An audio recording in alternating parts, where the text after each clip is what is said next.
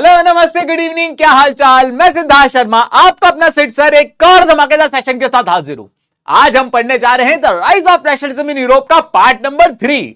लेकिन इससे पहले हम लोग आज का सेशन स्टार्ट करें, एक बार सारे बच्चे बताइए क्या हाल चाल है आप लोग के, कैसे हैं आप लोग। Hello good evening good evening good evening. Kalyan, Khushboo, Divyanshi, Shreya, Sarthak, Anjali, Aryan, बहुत बढ़िया बहुत बढ़िया। बहुत सारे बच्चे हमारे साथ जुड़ गए हैं, क्या बात है। कविता, सिद्धि, बनी, अर्पिता, बहुत बढ़िया। Good evening, very good evening, very good evening, very good evening. दोस्तों आज बहुत खास दिन है। खास दिन क्यों है दोस्तों? आज खास दिन इसलिए है क्योंकि आज आपके सीनियर्स जिन्होंने सीबीएसई बोर्ड 2026 में पेपर दिया था, आज उनका रिजल्ट आया है। और मेरा इंस्टाग्राम का डीएम भरा हुआ है बच्चों से कि सर हमारे एसएसटी में इतने नंबर आए, सर हमारे एसएसटी में इतने नंबर आए। तो आज की क्लास खत्म होने के बाद जरा हम भी जाके देखें कि भैया हमारे बच्चों ने, हमारे लाडलों ने क्या मचाया है। लेकिन मैं आप सभी बच्चों को बताना चाहता हूं कि आज से 1 साल बाद आप भी इस पड़ाव पे खड़े होंगे। आज से 1 साल बाद आपका सीबीएसई क्लास 10 का, आपकी जिंदगी की पहली बोर्ड एग्जाम का रिजल्ट आने वाला होगा। और आप लोग भी बहुत खुश होंगे, अपने पेरेंट्स को प्राउड कराएंगे, हमको प्राउड कराएंगे। ठीक है, चलो। एक बच्चा कह रहा है कि सर अगर मान लीजिए मेरे फुल मार्क्स आते हैं 500 में से 500 तो मुझे क्या मिलेगा।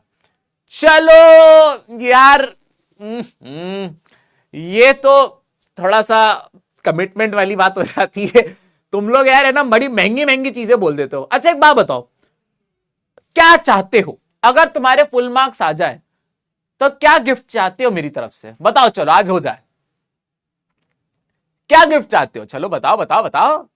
एक बच्चा कह रहा है बीएमडब्ल्यू। मैं खुद इलेक्ट्रिक रिक्शा टिर्री से यहां ऑफिस आता हूं है और मैं तुमको बीएमडब्ल्यू गिफ्ट कर दूं।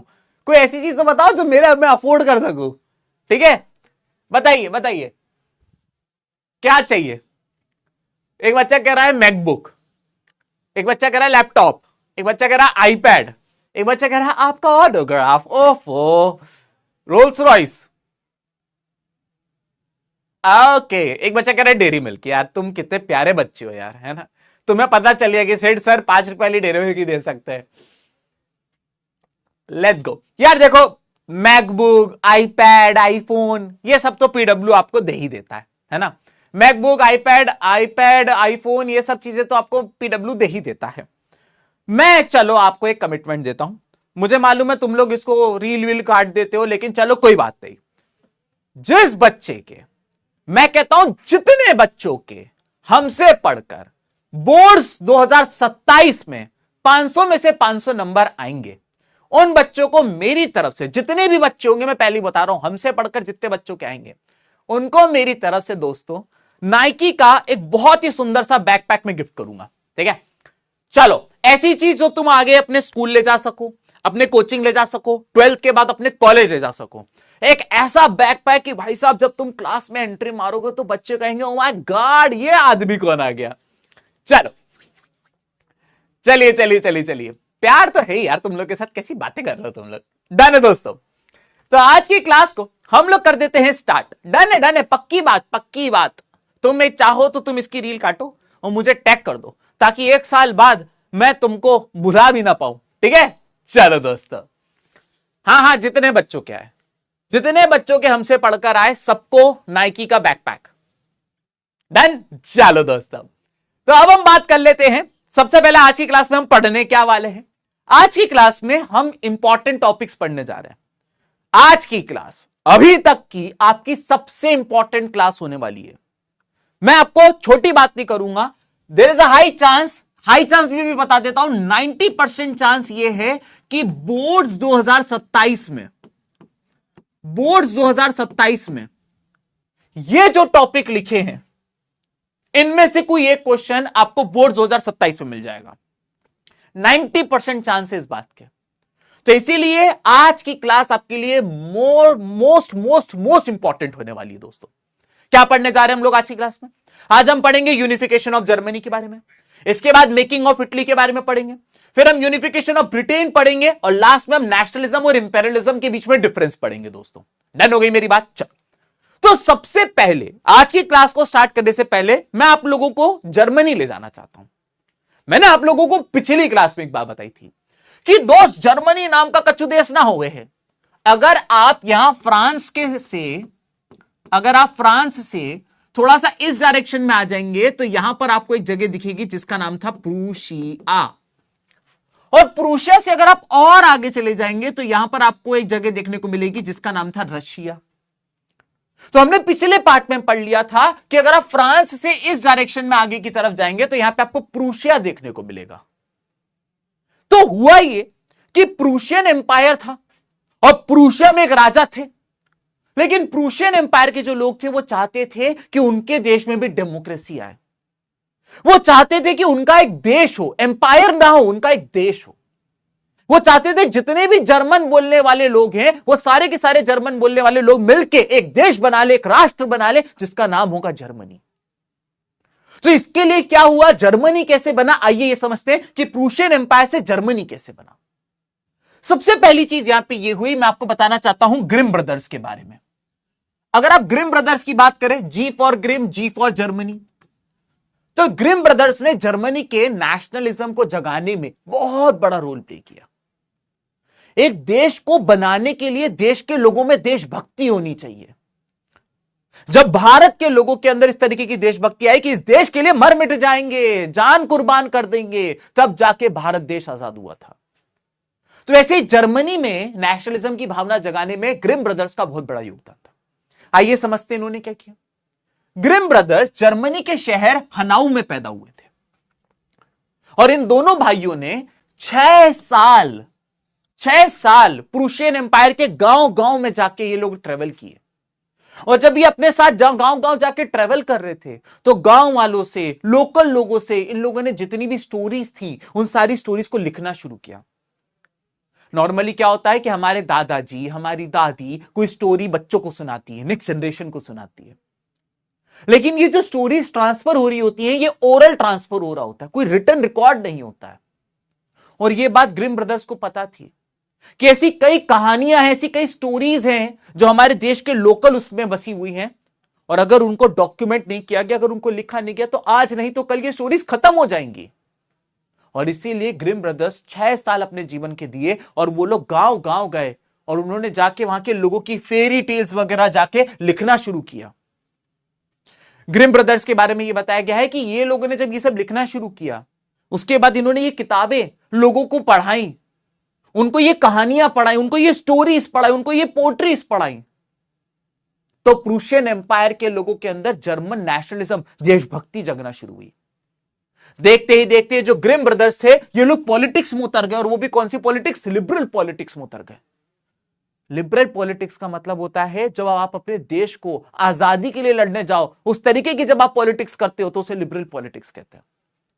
और मैं आपको पहले ही बता चुका हूं कि ग्रिम ब्रदर्स प्रूशियन एम्पायर को जर्मनी में कन्वर्ट करना चाहते थे, तो ये लोग पॉलिटिक्स के अंदर उतर गए और ये लोग देश की आजादी के लिए करने लगे। ग्रिम ब्रदर्स के बारे में बताया गया है कि ग्रिम ब्रदर्स को पता था कि जो हमारा प्रूशिया है इसके पड़ोस में फ्रांस है, और क्योंकि फ्रांस में फ्रेंच बोली जाती है इसलिए प्रूशिया के भी बहुत बड़े इलाके में फ्रेंच बोलने लगे थे लोग। और यह बात ग्रिम ब्रदर्स को पता थी कि जो फ्रेंच लैंग्वेज है वो जर्मन कल्चर के लिए एक थ्रेट है, एक खतरा है। धीमे धीमे करके पूरे के पूरे इस इलाके के लोग फ्रेंच बोलने लगेंगे तो जर्मन लैंग्वेज खत्म हो जाएगी। और यह बात ग्रिम ब्रदर्स को पता थी। यहां पे बताया गया है कि किस तरीके से the Grimm brothers worked help preserve German language and heritage, making them pioneers of German culture nationalism. और इनके ही अथक प्रयासों से जो 6 साल गांव गांव गए, जिन्होंने ओरल स्टोरीज को डॉक्यूमेंट किया, इनके कारण ही इनको जर्मन नेशनलिज्म का पायनियर कहा जाता है। अब ऑब्वियस ही बात है कि ग्रिम ब्रदर्स ने इतना कुछ किया, लोगों के अंदर देशभक्ति जगाई, अब लोग देशभक्ति के लिए सर आगे आ रहे होंगे। तो ग्रिम ब्रदर्स के ये सब करने से कुछ फायदा हुआ, आइए उसको समझते हैं। हमने पिछली क्लास में ये पढ़ा था कि भाई 1848 तक आते आते जो फ्रांस में आंदोलन हुए थे, फ्रेंच रिवॉल्यूशन हुए थे, जिसके कारण फ्रांस के राजा को अपनी गद्दी छोड़नी पड़ी थी और फ्रांस यूरोप का पहला रिपब्लिक बनके तैयार हुआ था। हमने ये पिछली क्लास में देखा था कि 1848 तक आते आते फ्रांस जो था वो रिपब्लिक बन गया था और फ्रांस के अंदर यूनिवर्सल मेल सफरेज आ चुकी थी। क्या मुझे कोई चैट में बता सकता है what do you mean by suffrage? मैंने पिछली क्लास में आपको बताया था। बताओ सफरेज का मतलब क्या होता है? बताओ बताओ। बिल्कुल सही कहा आपने, पाइनियर का मतलब होता है एक तरीके से, अगर मैं आपसे बोलूं कि मैं पाइनियर हूं एसएसटी का, तो अगर मैं ऐसा बोल दूं मैं पाइनियर हूं एसएसटी का, तो इसका मतलब मैं एसएसटी का सबसे बड़ा विद्वान बन गया हूं। मुझसे बड़ा एसएसटी का टीचर पैदा ही नहीं हुआ, मैंने एसएसटी में बहुत कंट्रीब्यूशन दिया, अगर मैं बोल दूं तो ये हो जाएगा। वेरी गुड, वेरी गुड दोस्तों। तो बच्चों ने जवाब देना शुरू कर दिया है कि सर सफरेज का मतलब होता है राइट टू वोट। हमारे वहां होता है यूनिवर्सल एडल्ट फ्रेंचाइजी, यानी भारत देश के अंदर हर वो व्यक्ति जिसकी उम्र 18 साल या उससे ज्यादा है, उसके पास भारत में वोट देने का अधिकार है। It is called universal adult franchise. लेकिन फ्रांस में 1848 में राजा को एब्डिकेट करने के बाद, एब्डिकेट करने का मतलब होता है जब आप किसी को उसकी गद्दी से हटा देते हो। 1848 में फ्रांस में राजा को एब्डिकेट करने के बाद, उसको उसकी गद्दी से हटाने के बाद फ्रांस में आया था यूनिवर्सल मेल सफरेज। यानी फ्रांस ने कहा था कि अब हमारे देश के अंदर यह बंद कैसे होता है, हटाओ। फ्रांस ने कहा था कि अब हमारे देश के अंदर हर वो लड़का जिसकी उम्र 21 साल या उससे ज्यादा है, उसके पास वोट देने का अधिकार होगा। इसीलिए इसको यूनिवर्सल मेल सफरेज कहा गया है, यूनिवर्सल मेल सफरेज, क्योंकि सिर्फ मेल्स के पास वोट देने का अधिकार था, फीमेल्स के पास वोट देने का अधिकार नहीं था। समझ गया मेरी बात? तो जब ये सब फ्रांस में हुआ 1848 में, राजा को एब्डिकेट कर दिया गया, यूनिवर्सल मेल सफरेज आ गया, तो इससे फ्रांस के जो पड़ोसी देश थे, जैसे कि ब्रिटेन हो गया, जैसे कि इधर अगर हम लोग आ जाए तो यहां पर आपको ऑस्ट्रो हंगेरी, यहां पे आपको इटली देखने को मिलेगा। अगर आप उधर चले जाएं तो वहां पे आपको बाकी देश देखने को मिलेंगे, जैसे आपको यहां पे प्रूशिया देखने को मिल रहा है। तो देखते ही देखते Italy, Poland, Austro Hungarian empire, Germany, यहां के लोगों ने कहा कि अगर फ्रांस में हो सकता है तो हम क्यों नहीं कर सकते हैं। हमें भी हमारे देश के अंदर वोटिंग चाहिए, हमें भी हमारे देश के अंदर सफरेज चाहिए, राइट टू वोट चाहिए। फिर क्या होना था? फिर यहां पे यह बताया गया है कि किस तरीके से यूरोप के बाकी रीजन्स में भी बहुत सारे middle class main and women इकट्ठा हुए। जहां पे यूरोप के बाकी रीजन्स में, जहां पे आज भी किसी राजा या किसी रानी का रूल हुआ करता था, उन्होंने अपने राजा और रानी से कहा इनफ इज इनफ, अब हमें भी हमारे देश के अंदर कॉन्स्टिट्यूशन चाहिए। इनफ इज इनफ, अब हमारा भी एक देश होना चाहिए जिसके अंदर यूनिफाइड होने चाहिए लोग, एकता होनी चाहिए एक देश के लोगों के अंदर। और लोगों ने, कई सारे लोगों ने इस तरीके की अपने राजा रानी से डिमांड करना शुरू कर दी। जर्मनी भी पीछे नहीं होने वाला था। तो भाई जर्मनी के जितने भी पढ़े लिखे लोग थे, मिडिल क्लास लोग थे, जिनके पास थोड़ा बहुत पैसा था, जो बिजनेसमैन थे, प्रॉस्परस आर्टिसंस थे, ये लोग जर्मनी के एक शहर फ्रैंकफर्ट में इकट्ठा हुए। समझना मेरी बात, ये सब के सब इकट्ठा हुए जर्मनी के शहर फ्रैंकफर्ट में। और इन लोगों ने मिलकर डिसाइड किया कि जिस तरीके से फ्रांस में पार्लियामेंट बनी है, जिस तरीके से फ्रांस के लोग वोट दे रहे हैं और अपने पसंद के लीडर को सिलेक्ट करके पार्लियामेंट में बिठा रहे हैं, अब हम जर्मनी में भी अपनी पार्लियामेंट बनाएंगे, हम वोट देंगे, और जिस व्यक्ति को सबसे ज्यादा वोट मिलेंगे वो हमारे जर्मनी की पार्लियामेंट में जाके बैठेगा। इसलिए middle class businessman, artisans, artist, ये सब के सब इकट्ठा हुए और इन लोगों ने जर्मन नेशनल असेंबली के लिए वोटिंग करना शुरू करी। ये सब इकट्ठा हुए और जनरल नेशनल असेंबली बनाने की बात करी और उन्होंने वोटिंग करी। इस वोटिंग में 831 लोग सिलेक्ट हुए। अब आप बोलोगे कि सब एक तरफ जर्मनी के लोग जो थे वो लोग सब इकट्ठा हो गए फ्रैंकफर्ट में, वोटिंग करी, वोटिंग करने के बाद 831 लोग इकट्ठा भी हो गए 18 मई 1848 में, ये भी जीत गए। तो राजा क्या कर रहा था? तो भाई हुआ ये कि जर्मनी के लोगों ने राजा से बात करी और जर्मनी के लोगों ने राजा से कहा, राजा राजा कोरेजा में समा जा। यानी कि उन्होंने राजा से यह कहा कि भाई देख, तू अच्छा आदमी है, हम तेको टोटली हटाना नहीं चाहते हैं, हम ये चाहते हैं कि पावर 50-50 हो जाए। थोड़ी पावर पार्लियामेंट के पास होगी, फ्रैंकफर्ट पार्लियामेंट के पास, और थोड़ी पावर तेरे पास होगी, अपन पावर 50-50 कर लेंगे। तो जो राजा था प्रूशियन एम्पायर का, उसने कहा आइडिया बुरा नहीं है, चलो कर लेते हैं।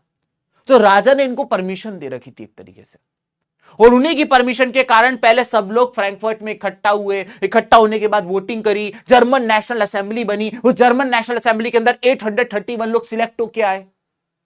अब जब ये 831 लोग सिलेक्ट होके आए, तो भैया ऑब्वियस सी बात है, पहले तो कोई पार्लियामेंट नाम की कोई जगह तो थी नहीं। पार्लियामेंट तो अभी तो लोग इकट्ठा हुए, पार्लियामेंट बनानी पड़ेगी ना इन लोगों को बिठाने के लिए, पार्लियामेंट भी तो चाहिए। तो भाई फ्रैंकफर्ट में एक चर्च था जिसका नाम था, फ्रैंकफर्ट में दोस्तों एक चर्च था, उसका नाम था सेंट पॉल चर्च। और इस सेंट पॉल चर्च को ही टेम्पररी पार्लियामेंट बना दी गई, जहां पे ये 831 लोग बैठने वाले थे कि अभी तो बैठो इस चर्च के अंदर, पार्लियामेंट का काम शुरू करो, आने वाले 5-10 साल के अंदर पार्लियामेंट बनके तैयार हो जाएगी। ये आप लोगों को एमसीक्यू में ये फोटो आ जाती है, वो आपसे पूछ लेते हैं कि बताइए ये फोटो कहां की है, तो आपको बताना है Frankfurt parliament of Saint Paul church की ये फोटो है। ठीक है, तो ये सारे के सारे लोग जाके सेंट पॉल चर्च में बैठ गए, एक दूसरे को हाई फाई कर रहे हैं, हाथ मिला रहे, hello how are you, how are you, my name is Siddharth, my name is Siddh, ऐसे करके एक दूसरे से बात कर रहे हैं। फिर काम शुरू हुआ, इन लोगों ने अपना कॉन्स्टिट्यूशन बनाना शुरू किया, क्योंकि अब भी बात हुई थी कि सब लोग कॉन्स्टिट्यूशन की डिमांड कर रहे थे। इन्होंने अपना कॉन्स्टिट्यूशन बनाना शुरू किया। तभी जो प्रूशिया का राजा था, जो पहले इन सबको मान गया था कि ठीक है पावर 50-50 कर लेते, बनाओ कॉन्स्टिट्यूशन, उसको पड़ोस के देश के लोगों ने कहा भाई क्या कर रहा है। उसके पास फोन आया, hello Frederick William the fourth बोल रहा है। फ्रेडरिक विलियम द फोर्थ बोला, हां प्रूशिया का राजा फ्रेडरिक विलियम द फोर्थ बोल रहा हूं। तो पड़ोस के राजाओं ने कहा भाई क्या कर रहा है। बोले क्या कर रहा हूं। बोले यार ये तू क्या, ये पावर आवर 50-50 कर रहा है, कॉन्स्टिट्यूशन बना रहा है, आधी पावर पार्लियामेंट के पास, आधी पावर तेरे पास। बोले हाँ कर तो रहा हूं। तो उन्होंने कहा भाई ये सब बंद कर दे यार, क्योंकि अगर तूने आज अपने देश में पावर शेयर कर दी तो तेरी ये खबर हमारे देशों में भी आ जाएगी, फिर हमारे देश के जो लोग हैं, हमारी देश की जो पब्लिक है, वो भी हमारा गला पकड़ लेंगे और हमसे बोलेंगे कि अब हमारे वहां भी पावर 50-50 करो। बोले यार अगर नहीं करा ना तो ये लोग कंबल कुटाई कर देंगे, कंबल लेके घूम रहे हैं लोग। बोले ब्रो तुझे रुकना पड़ेगा, एक काम कर, हम तेरे को सपोर्ट भेज रहे हैं, हम तेरे को आर्मी भेज रहे हैं, तू अभी बस ये मानना मत, ये पार्लियामेंट वालों की बात मानना मत, तू रुकना, हम तेरे को सपोर्ट भेज रहे हैं, बैकअप भेज रहे हैं। और ये पड़ोस के राजा रानियों के इन्फ्लुएंस में आके जो फ्रेडरिक विलियम द फोर्थ पहले मान गया था, बाद में जाके वही डेमोक्रेटिक मोनार्की को मना कर गया और उसने कहा नहीं मैं तो अभी भी मोनार्की ही रखूंगा। और इस फ्रेडरिक विलियम द फोर्थ ने इस पार्लियामेंट के सारे लोगों को क्रश कर दिया, कुछ को जेल डाल दिया, कुछ को मरवा दिया, और पूरा की पूरा आंदोलन, ये नया नया आंदोलन जो शुरू हुआ था, जो प्रूशियन एम्पायर को जर्मनी बनाने वाला था, जो मोनार्की को डेमोक्रेटिक मोनार्की बनाने वाला था, इसने सारा की सारा आंदोलन क्रश कर दिया। फिर क्या हुआ सर, कुछ समय बाद फ्रेडरिक विलियम द फोर्थ जो थे वो बूढ़े हो गए और बीमार हो गए। जब ये बूढ़ा और बीमार हो गया तो जो इसका छोटा भाई था जिसका नाम था प्रिंस विल्हेम, किताबों में कहीं कहीं जगह कैजर विलियम वन भी लिखा हुआ है, दोनों नाम एक ही इंसान के हैं, ये इसका छोटा भाई था। तो जब ये बीमार पड़ गया तो इसके छोटे भाई ने कहा कि अब मुझे गद्दी संभालनी है। और इसको पता थी ये बात कि इस बार तो मेरे बड़े भाई ने इन सबको क्रश कर दिया था पड़ोसों की हेल्प लेके, लेकिन आज नहीं तो कल वापस से पब्लिक उठेगी और बोलेगी हमें आजादी चाहिए, आज नहीं तो कल वापस से पब्लिक आएगी और मेरे ऊपर कंबल डाल देगी। तो इससे पहले पब्लिक वायलेंट हो और मुझसे लड़ाई झगड़ा करना शुरू कर दे, क्यों ना पब्लिक को जो चाहिए मैं वो दे दूं। पब्लिक को क्या चाहिए, मोनार्की से डेमोक्रेटिक मोनार्की बन जाए। तो कैजर विलियम वन ने कहा चलो मैं ये करने को तैयार हूं। फिर क्या हुआ, कैजर विलियम वन ने एक आदमी को बुलाया जिसका नाम था ओटो वोन बिस्मार्क। इधर आ, ओटो वोन बिस्मार्क आया, हाँ सर क्या हुआ। बोले सुन, मैं पिछले कुछ साल पहले हमारे देश में एक आंदोलन हुआ था, जो मोनार्की को डेमोक्रेटिक मोनार्की बनाना चाहते थे, याद है। बोले हाँ सर याद है। बोले मैं वो करने को तैयार हूं, मैं प्रूशियन एम्पायर से जर्मनी नाम का देश बनाने को तैयार हूं, और मैं ये जो पावर 50-50 होने वाली है, आधी पावर मैं रखूंगा, आधी पावर मैं तुझको दूंगा, मैं तुझको जर्मनी का चीफ मिनिस्टर बनाने को तैयार हूं। और चीफ मिनिस्टर की पोस्ट ओटो वन बिस्मार्क को दे दी गई। उसने कहा वाओ थैंक यू सर। उसने कहा लेकिन एक प्रॉब्लम है। प्रॉब्लम यह है कि मैं प्रूशियन एम्पायर को जर्मनी तो बनाना चाहता हूं, लेकिन हमारे बहुत बड़े जमीन के टुकड़े के ऊपर डेनमार्क ने कब्जा कर रखा है, बहुत बड़े जमीन के टुकड़े के ऊपर फ्रांस ने कब्जा कर रखा है, और बहुत बड़े जमीन के टुकड़े के ऊपर ऑस्ट्रिया ने कब्जा कर रखा है। मैं तेरे को चीफ मिनिस्टर बनाने को तैयार हूं, लेकिन तुझे मेरा एक काम करना पड़ेगा। तुझे डेनमार्क से हमारी जमीन वापस लेनी पड़ेगी, फ्रांस से हमारी जमीन वापस लेनी पड़ेगी, ऑस्ट्रिया से हमारी जमीन वापस लेनी पड़ेगी। ओटो वन बिस्मार्क ने कहा मुश्किल वक्त कमांडो सख्त, मैं तैयार हूं सर, बोलो क्या करना है। और फिर ओटो वन बिस्मार्क ने अगले 7 साल के अंदर 3 वॉर्स लड़े। इसको याद रखने की ट्रिक है कि ओटो वन बिस्मार्क ने फाड़ के रख दिया। सर ये कैसी बातें कर रहे हो, छी छी, अरे मेरी बात तो समझो। जिसमें एफ का मतलब है फ्रांस, ए का मतलब है ऑस्ट्रिया, और डी का मतलब है डेनमार्क। ओटो वन बिस्मार्क ने अगले 7 साल में 3 जंगें लड़ी, और डेनमार्क, फ्रांस और ऑस्ट्रिया से अपनी अपनी जमीन वापस ले ली। आखिरकार 18 जनवरी 1871 के अंदर जर्मनी नाम का देश बनके तैयार हुआ। और जब यह जर्मनी नाम का देश बनके तैयार हुआ तो कैजर विलियम वन उसके एम्परर बने, और ओटो वन बिस्मार्क उसका पहला चीफ मिनिस्टर बना। और इसीलिए ओटो वन बिस्मार्क को chief architect of unification of Germany कहा जाता है। यूनिफिकेशन ऑफ जर्मनी, ये वाला क्वेश्चन एमसीक्यू में बहुत बार आता है, इवन आज की डीएचए में भी ये क्वेश्चन पूछा जाएगा। क्लियर हो गया? इतना समझ में आया तो एक बार सारे बच्चे सिट सर ओपी लिख के दिखाओ चैट में, अगर ये समझ में आ गया तो। यूनिफिकेशन ऑफ जर्मनी समझ में आ गया तो एक बार सारे बच्चे सिट सर ओपी लिख के दिखाइए। एक बच्चा कह रहा है सर फाड़ क्या था? बेटा फाड़ इसको याद रखने की ट्रिक थी कि ओटो वन बिस्मार्क ने 7 साल के अंदर जो 3 वॉर लड़े, किस किस से लड़े? तो फ्रांस, ऑस्ट्रिया और डेनमार्क से लड़े, इसलिए फाड़ लिखा हुआ है। डन हो गई बात? बहुत बढ़िया। मैं एक चीज आप लोगों से बोलना चाहता हूं दोस्तों, हिस्ट्री को पढ़ने में मजा तब आएगा जब तुम उसको एक मूवी की तरह समझोगे। मैंने लॉन्च में भी कहा था उड़ान के, मैंने ओरिएंटेशन में भी कहा था कि हिस्ट्री ऐसी पढ़ाऊंगा कि लगेगा मूवी देख रहे हो। लेकिन इसमें एक टॉपिक को पढ़ाते वक्त मैं आपके साथ कम्युनिकेशन थोड़ा सा कम रखूंगा ताकि फ्लो ना टूटे मेरी जान, ठीक है? तो अगर आपको लगे कि सर तो चैट पढ़ ही नहीं रहे हैं, तो बस आपको चीज अच्छे से समझाने के लिए बस मैं ये काम कर रहा हूं, ठीक है? चलो आगे बढ़ जाए दोस्तों, चलो आगे बढ़ जाते। Very good, done. अब हम लोग आ जाते हैं कि सर इटली तो बना दी है, और सॉरी जर्मनी तो बना दी है। अब बात करते हैं इटली की, यूनिफिकेशन ऑफ इटली। यहां पर आपके सामने लड़कियों के जूते के शेप का आपको एक मैप देखने को मिलेगा। सर आपको कैसे पता कि लड़कियों का बूट ऐसा होता है? अरे मैंने न्यूज में देखा था यार, तुम लोग तो पर्सनल हो जाते हो, पकड़ ही लेते हो बातों को। इस तरीके का लड़कियां ऐसे बूट पहनती हैं, ऐसे घुटने तक का होता है वो बूट, ठीक है? ये है आपके सामने इटली। इटली के टोटल 7 प्रोविंसेस थे, 7 स्टेट थे इटली के 19वीं सेंचुरी तक, 7 स्टेट्स। उन 7 स्टेट में से केवल एक स्टेट जिसका नाम था सार्दिनिया पिडमोंट, केवल वो इटली के राजा के पास था, बाकी सब पे दूसरों का कब्जा हो रखा था।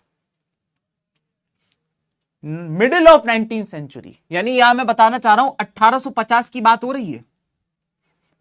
1850 के दशक तक इटली नाम का कछु देश ना था।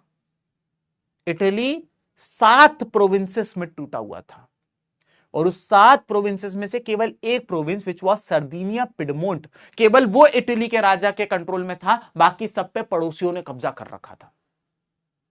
सर पड़ोसियों में किसने कब्जा कर रखा था वो बता दो, आओ सुनो। अगर आप यहां पर देखें तो आप ये पाएंगे कि यहां पर एक देश था, यहां पर एक देश था जिसका नाम था ऑस्ट्रिया। यहां पर एक देश था दोस्तों जिसका नाम था ऑस्ट्रिया। और क्योंकि ऑस्ट्रिया पे ऑस्ट्रो हैब्सबर्ग एम्पायर का कब्जा था, क्योंकि ऑस्ट्रिया पे ऑस्ट्रो हैब्सबर्ग एम्पायर का कब्जा था, इस ऑस्ट्रो हैब्सबर्ग एम्पायर ने इटली के नॉर्थ वाले इलाके पे भी कब्जा कर रखा था। तो इटली के नॉर्थ वाले इलाके पे भी ऑस्ट्रो हैब्सबर्ग एम्पायर का कब्जा था और यहां पर भी था, ठीक है। तो इटली का ये वाला इलाका तो ऑस्ट्रो हैब्सबर्ग एम्पायर के अंडर में आ गया। अगर आप नीचे चले जाएं यहां पे, तो यहां पे बोर्बन डायनेस्टी का कब्जा था, बोर्बन डायनेस्टी का। सर बोर्बन डायनेस्टी फ्रांस वाली? जी नहीं, यह है बोर्बन डायनेस्टी स्पेन वाली। 2 बोर्बन डायनेस्टी थी, एक फ्रांस में थी जिसके बारे में तुम पिछले चैप्टर में 9th क्लास में भी पढ़ के आए हो और अभी भी अपन ने पढ़ा था। यह बोर्बन डायनेस्टी स्पेन की है। तो स्पेन की बोर्बन डायनेस्टी ने इटली का साउथ का इलाका लपेट रखा था और इटली के नॉर्थ के इलाके पे ऑस्ट्रो हैब्सबर्ग एम्पायर ने कब्जा कर रखा था। ठीक है सर, समझ गए आपकी बात को? अब सुनो जरा, इटली के बीचों बीच में यहां पर एक इलाका है जिसका नाम है वेटिकन सिटी। इसे कहा जाता है वेटिकन सिटी। और वेटिकन सिटी के अंदर पोप बैठते थे। अब सर ये पोप क्या होता है, आओ मैं बताता हूं। अगर हम बात करें मेरी जान क्रिश्चियनिटी की, तो क्रिश्चियनिटी के 2 ग्रुप होते हैं। एक होते हैं क्रिश्चियनिटी के अंदर ऑर्थोडॉक्स क्रिश्चियन, और दूसरे होते हैं क्रिश्चियनिटी के अंदर प्रोटेस्टेंट क्रिश्चियंस। प्रोटेस्टेंट क्रिश्चियंस मतलब क्रिश्चियनिटी में जो ऑर्थोडॉक्स क्रिश्चियन होते हैं वो लोग क्या करते हैं, वेटिकन सिटी की बात को मानते हैं। वेटिकन सिटी में एक चर्च है, चर्च वाले जो कहते हैं वो लोग ये मानते हैं। और जो चर्च होते हैं, वेटिकन सिटी वाला जो चर्च है, उनके जो लीडर हैं उनका नाम होता है पोप। वो पोस्ट का नाम होता है पोप। तो ये सारे के सारे ऑर्थोडॉक्स क्रिश्चियन जो होते हैं ये पोप की बात को पूरी तरीके से मानते हैं। पोप ने कहा दिन तो दिन, पोप ने कहा रात तो रात, पोप ने कहा ये करने का तो करेंगे, पोप ने कहा नहीं करने का तो नहीं करेंगे। तो ये तो हो गए ऑर्थोडॉक्स क्रिश्चियन, जिनके स्पिरिचुअल लीडर कौन होते हैं, पोप होते हैं। लेकिन चर्च वालों ने आज से 300-400 साल पहले अपनी पावर का गलत इस्तेमाल किया। बाइबल को लैटिन लैंग्वेज में छाप दिया। आम पब्लिक को लैटिन आती ही नहीं, उसको लैटिन में बाइबल छाप दिया। अब आम पब्लिक कह रही है सर सर मेरे घर में बच्चा नहीं हो रहा है, बोले बाइबल में लिखा है अगर ऐसा नहीं हो रहा तो ये कर दो। अब उसको बेचारे को कुछ समझ में भी नहीं आ रहा कैसे पढ़े बाइबल, क्योंकि बाइबल तो लैटिन में।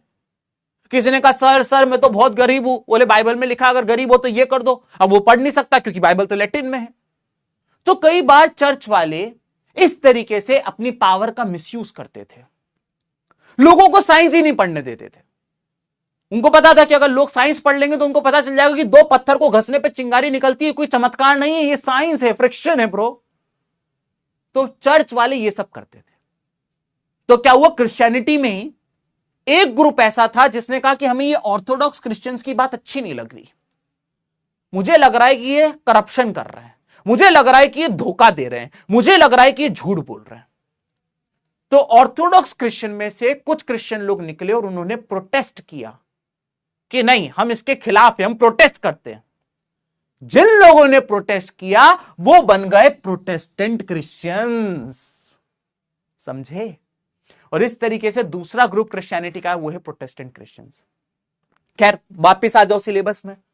मैं तुमको यह बता रहा था कि इटली के बीचों बीच में वेटिकन सिटी, और वेटिकन सिटी में पोप बैठते हैं। तो उस टाइम पर पोप ने ना केवल वेटिकन सिटी, इटली के बीच वाले पूरे इलाके पे कब्जा कर रखा था।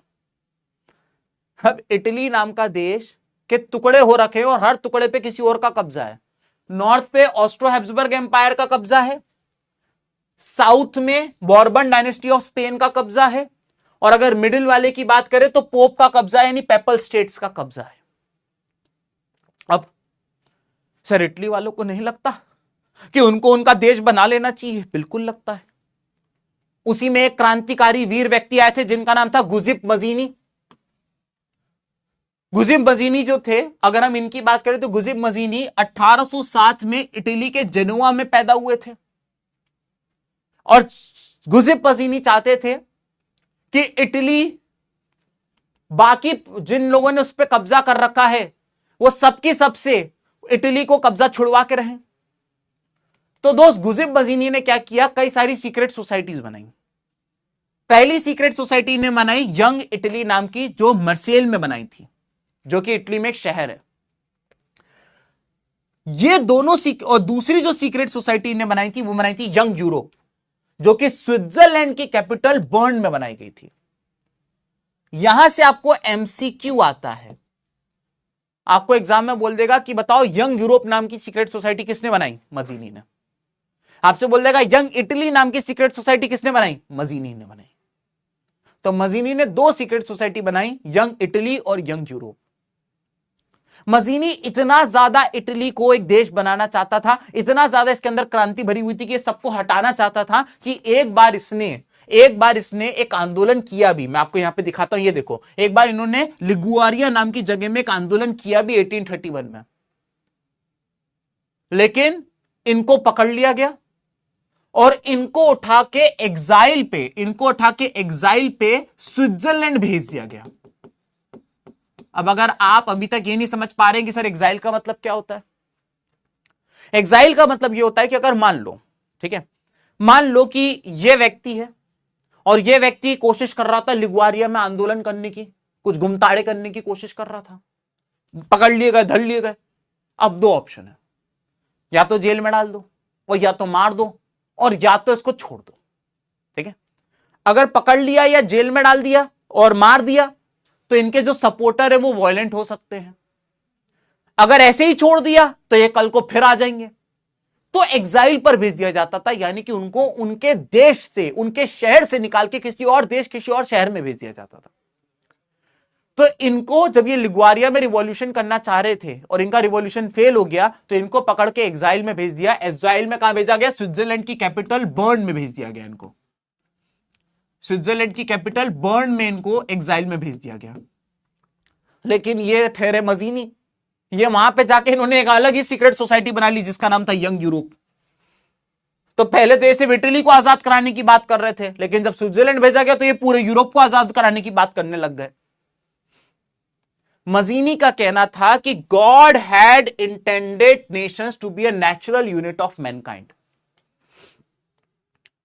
ये फ्रेज मजीनी कहते थे कि ऐसा नहीं होता कि आपने जबरदस्ती 5 लोगों को इकट्ठा कर लिया, आपने कहा आज से ये एक नेशन है। नो, नेशन बनता है जब आपका एक कॉमन कल्चर हो, आपकी कॉमन हिस्ट्री हो, तब जाके आप एक नेशन बनाते हो। तो ये एक नेचुरल प्रोसेस है जो गॉड बनाता है। आप नहीं नेशन बना सकते, आप बाउंड्री नहीं खींच सकते हो, ये मजीनी कहते थे। मजीनी इतने खतरनाक थे कि मेटरनिच जो थे वो कहते थे he is the most dangerous enemy of social order, यानी कि मजीनी से ज्यादा खतरनाक व्यक्ति इस दुनिया में कोई नहीं है, इस विश्व में कोई नहीं है। अब अगर तुम ये पूछ रहे हो दोस्त कि मेटरनिच कौन है, जरा मुझे चैट में बता दो दोस्तों कि मेटरनिच कौन है। ये जितने बच्चे प्यार मोहब्बत की बात कर रहे हैं, ये जितने बच्चे पोल करने की बातें कर रहे हैं, जरा फटाफट मुझे बता दो मेटरनिच कौन है, ताकि इन सब की चैट ऊपर चली जाए। बताओ बताओ बताओ, मेटरनिच कौन था? बताओ बताओ, मेटरनिच कौन था? Very good, very good.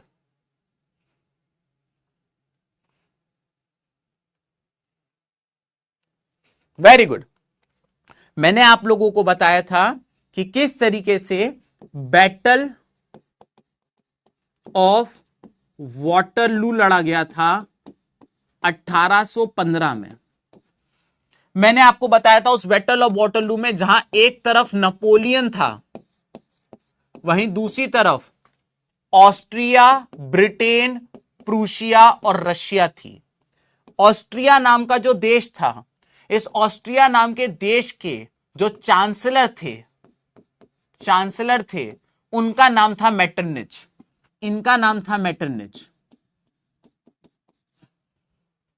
ठीक है, जैसे हमारे देश में प्रेसिडेंट होते हैं, वैसे ऑस्ट्रिया जर्मनी जैसे देशों में चांसलर होते हैं। तो ये वहां के मेटरनिच जो थे वो चांसलर थे। तो मेटरनिच ने एक तो ये बात भी बोली थी कि he is the most dangerous enemy of social order. साथ ही साथ मेटरनिच के बारे में मैं आपको एक फ्रेज और बताना चाहता हूं कि मेटरनिच कहता था कि मेटरनिच कहता था, मैं यहां लिख के दिखाता हूं, when France sneezes rest of the Europe catches. तो ये दो फ्रेज मेटरनिच ने लिखे थे। एक तो ये वाला कि Mazzini is the most dangerous enemy of social order, और मेटरनिच ही कहता था कि when France sneezes the rest of the Europe catches cold, यानी कि अगर फ्रांस में कुछ होता है तो ऑटोमेटिकली पूरे यूरोप में वो चीज फैल जाती है। यह बात मजीनी ने करी थी। तो मजीनी के बारे में हमने देखा कि मजीनी ने कई आंदोलन किए, लगा रहा, कभी कुछ कर रहा है, कभी कुछ कर रहा है, कभी कुछ कर रहा है, लेकिन पकड़ा जाता था।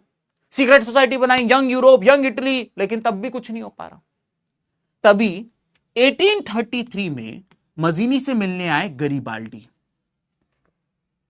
और गरिबाल्डी, ये देख सकते हैं आप, ये देखिए आप, यहां पे आपको गरिबाल्डी देखने को मिलेंगे। और गरिबाल्डी ने मजीनी से कहा कि मैं भी आपके यंग मूवमेंट को, यंग इटली मूवमेंट को ज्वाइन करना चाहता हूं। आपने यंग यूरोप भी बनाया था स्विट्जरलैंड की कैपिटल बर्न में, वो नहीं, मैं उसमें इंटरेस्टेड नहीं हूं, मैं खुद इटालियन हूं, तो मैं आपके यंग इटली मूवमेंट को ज्वाइन करना चाहता हूं। मजीनी ने कहा क्या करोगे? उसने कहा कि मैं आर्मी बनाऊंगा और इटली के जिस इलाके पे जिसने कब्जा किया है उसको धोपेगा अपुन और उससे अपने इटली को आजादी दिलवाएगा। मजीनी ने कहा यह भी करके देख लो। तो आखिरकार गरिबाल्डी ने मजीनी के साथ हाथ मिलाया और अपनी आर्मी बनाई, और उस आर्मी का नाम था रेड शर्ट आर्मी। अब अगर आप मुझसे ये पूछना चाहते हैं कि इसे रेड शर्ट आर्मी क्यों कहते हैं, तो कैसी बातें कर रहे हो? इसे रेड शर्ट आर्मी इसलिए कहते हैं क्योंकि सबकी सब रेड कलर की बूशर्ट पहनते थे, इसलिए उसको रेड शर्ट आर्मी कहते थे। दोस्त समझ गए? तो सबसे पहले गरिबाल्डी ने अपनी रेड शर्ट आर्मी को इटली के साउथ में भेजा। बताइए इटली के साउथ में किसका कब्जा था? बताओ जरा चैट में मुझे कि इटली के साउथ में किसका कब्जा था। मैंने अभी आपको थोड़ी देर पहले बताया था कि इटली के साउथ में बॉर्बन डायनेस्टी ऑफ स्पेन का कब्जा था। तो इन्होंने अपनी रेड शर्ट आर्मी को भेजा और बॉर्बन डायनेस्टी ऑफ स्पेन को चारों तरफ से घेरा, और इन्होंने आखिरकार बॉर्बन डायनेस्टी ऑफ स्पेन से इटली के सदर्न रीजन का कब्जा वापस ले लिया। ठीक है, इटली का एक इलाका वापस आ गया, घर वापसी हो गई दोस्तों। उसके बाद इन्होंने 1867 में इन्होंने चारों तरफ से इटली के मिडिल वाले पार्ट को घेर लिया। अब जरा मुझे चैट में बताओ कि इटली के मिडिल पार्ट में किसका कब्जा था?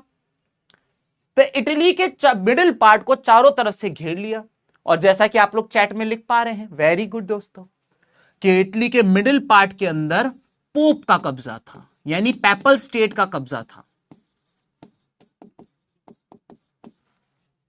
तो इन्होंने चारों तरफ से घेर लिया। अब पोप तो भैया धार्मिक आदमी, पोप तो लड़ाई करता नहीं था, तो पोप की सिक्योरिटी के लिए फ्रांस ने अपने ट्रूप्स खड़े कर रखे थे चारों तरफ। फ्रांस ने अपने ट्रूप्स खड़े कर रखे थे। अब देखो फ्रांस को क्या मस्ती चल रही है, फ्रांस को क्या जरूरत है, इटली है ये, इसमें फ्रांस के सोल्जर्स क्या कर रहे हैं? तो भाई गरिबाल्डी ने फ्रांस से साफ कहा कि भाई तुम अपनी आर्मी को पीछे ले लो, हम भी क्रिश्चियन है, पोप भी क्रिश्चियन है, हम पोप को नुकसान नहीं पहुंचाएंगे, तुम अपनी आर्मी पीछे ले लो। फ्रांस वाले सोल्जर से बोलो कि अपना ये इलाका खाली कर दें, नहीं तो कत्लेआम हो जाएगा, तुम पिटोगे और भाई जिसने कब्जा कर रखा वो तो पिटेगा ही पिटेगा। आखिरकार फ्रेंच ट्रूप जो थे उन्होंने विड्रॉ कर लिया, फ्रांस ने विड्रॉ कर लिया, और 1870 में बीच का इटली भी इटली के अंदर आ गया, क्योंकि इससे पहले पोप के अंडर में था। तो आपने देखा पहले सदर्न इटली और फिर मिडिल वाला इटली, पहले सदर्न इटली फिर सेंट्रल इटली का कब्जा वापस आया है। ठीक है सर, ये भी हो गया।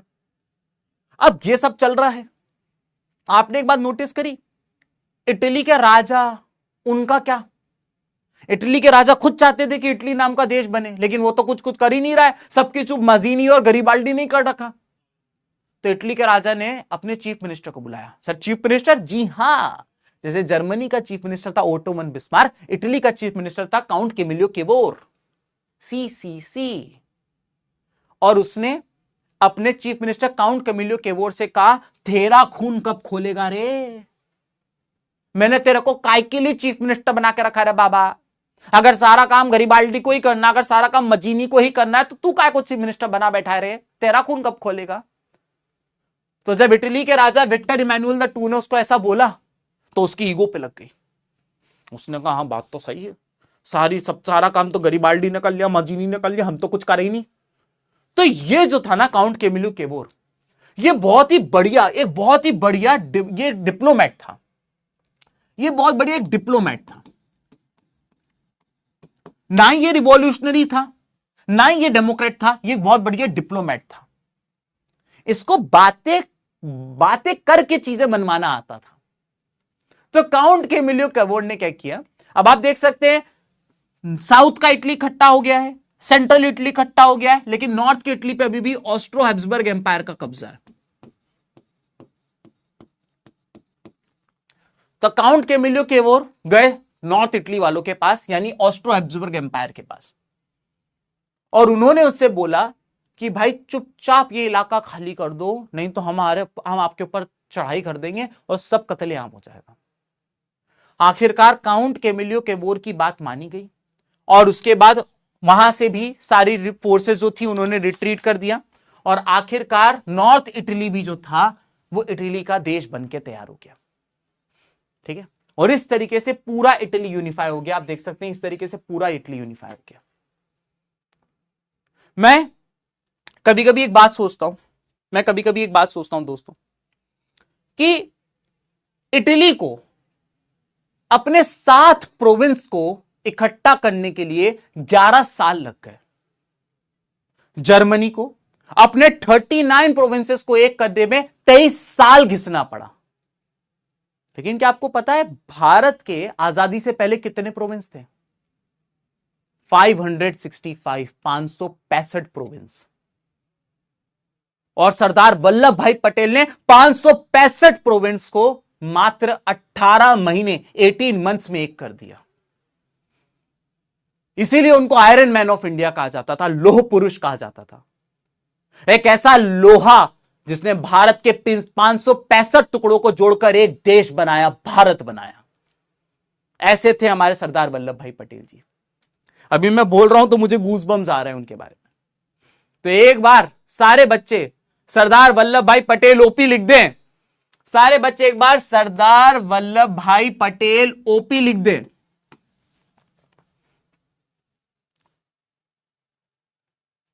बहुत बढ़िया दोस्तों, सल्यूट है, बिल्कुल सल्यूट है इस बात को। और आज हम लोग छोटी मोटी चीजें करके औरे की बातें करते हैं। सरदार वल्लभ भाई पटेल ने 18 महीने में भारत देश एक कर दिया यार, बड़ी बात तो थी यार दोस्त, यार बहुत बढ़िया दोस्त। Perfect perfect perfect perfect. चलिए अब हमने अभी तक क्या क्या किया? हमने अभी तक ये किया कि हमने जर्मनी नाम के देश को बना दिया, हमने इटली नाम के देश को बना दिया। एक और देश जिसको अभी हम बनाने जा रहे हैं उसका नाम है यूनाइटेड किंगडम। आइए चलिए यूनाइटेड किंगडम के बारे में जानेंगे।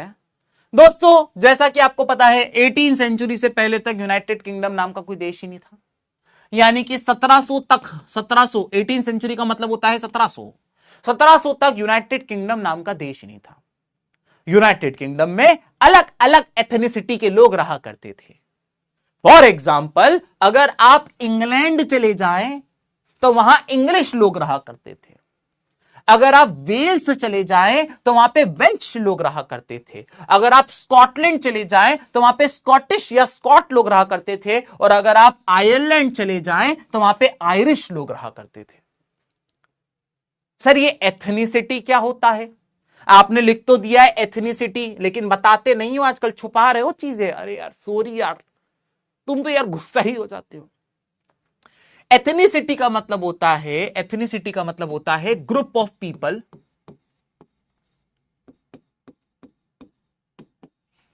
जिनकी जिनकी कॉमन, एक ग्रुप ऑफ पीपल जिनकी कॉमन लैंग्वेज हो, हिस्ट्री हो, कल्चर हो, कल्चर हो, और या तो उन सबके एंसेस्टर्स एक कॉमन जगह से आए हों, उस ग्रुप ऑफ पीपल को एथनिसिटी कहा जाता है।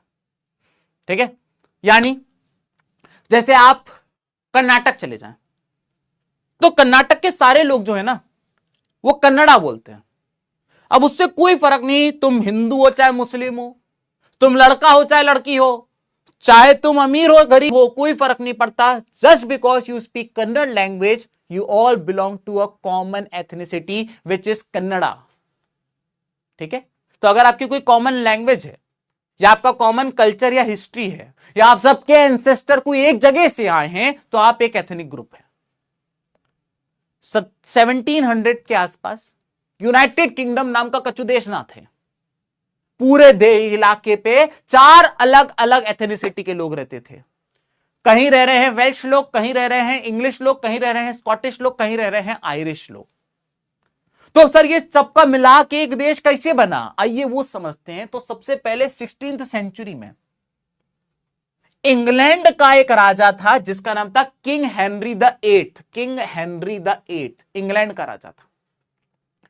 अब इसने क्या किया, किंग हेनरी द एट्थ ने क्या किया, वेल्स को अपने साथ जोड़ लिया। तो किंग हेनरी द एट्थ ने सबसे पहले इंग्लैंड के साथ वेल्स को जोड़ लिया। ठीक है सर, अभी किंग हेनरी द एट्थ तुम्हारी एनसीईआरटी में नहीं लिखा है, तो अगर तुम भूल जाओ तो कोई दिक्कत नहीं है, लेकिन अगर लिख दोगे ना तो एग्जामिनर का दिमाग फट जाओगे, माय गॉड इसको कैसे पता। ठीक है, तो किंग हेनरी द एट्थ ने 16th सेंचुरी में इंग्लैंड के साथ वेल्स जोड़ दिया। ठीक है, फिर करीब 100 साल बाद एक एक्ट पास किया गया जिसका नाम था act of union of 1707। Act of union of 1707, और इस एक्ट के साथ स्कॉटलैंड को भी दोस्तों इंग्लैंड और वेल्स के साथ जोड़ दिया गया। तो अगर आपसे कोई पूछे एक्ट ऑफ यूनियन ऑफ 1707 में क्या हुआ था, तो आपको बताना है एक्ट ऑफ यूनियन ऑफ 1707 में इंग्लैंड के साथ वेल्स के साथ स्कॉटलैंड को जोड़ दिया गया था। ठीक है सर, फिर करीब 100 साल बाद क्या हुआ वो समझो। अभी तक ये तीन एक हो चुके हैं, 1 2 3 ये तीनों एक हो चुके हैं। अब क्या होने वाला जरा ध्यान से सुनना। यहां पर बीच में एक वाटर बॉडी है, ये पूरा मिला के आप चाहो तो यहां से अपनी स्कूटी से घूमते हुए घूमते हुए घूमते हुए घूमते हुए घूमते हुए घूमते हुए कहीं भी जा सकते हो। ये पूरा एक जमीन का टुकड़ा है, लेकिन फिर एक वाटर बॉडी आती है, फिर दूसरा जमीन का टुकड़ा आता है। तो एक आइलैंड ये है, एक आइलैंड ये है, और इन दोनों आइलैंड के बीच में पानी है। ठीक है, ये वाला जो आइलैंड है इसका नाम है आयरलैंड, इस वाले आइलैंड का नाम है आयरलैंड। अब इस आइलैंड के साथ क्या है कि जो इसका साउथ का इलाका है, इसका जो साउथ का इलाका है, यहां पे रहते थे ऑर्थोडॉक्स क्रिश्चियन। ऑर्थोडॉक्स क्रिश्चियन, अब ये मत पूछना ऑर्थोडॉक्स क्रिश्चियन क्या होते हैं, बता चुका हूं मैं। तो आयरलैंड के साउथ में रहते थे ऑर्थोडॉक्स क्रिश्चियन, आयरलैंड के नॉर्थ में रहते थे प्रोटेस्टेंट क्रिश्चियन।